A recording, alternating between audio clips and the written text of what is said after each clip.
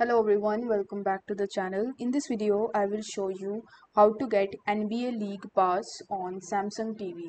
So in order to get it, you just have to simply go to the home screen of your Samsung Smart TV. That will look something like this. So you just have to simply go to the apps, and here in the apps, you just have to simply search for NBA.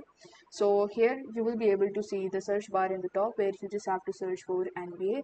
Once you are able to find its application, you just have to simply press the install button and wait for some time until it is downloading and installing in your Samsung Smart TV.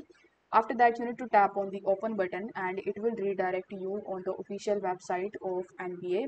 Over here, you first have to create your account on it, and after that you just have to simply purchase the League Pass or the League Pass Premium. If you already have it, then you just have to simply log in into your account and you will be able to see all of the details on your Samsung Smart TV associated with it, and this way you can easily get NBA League Pass.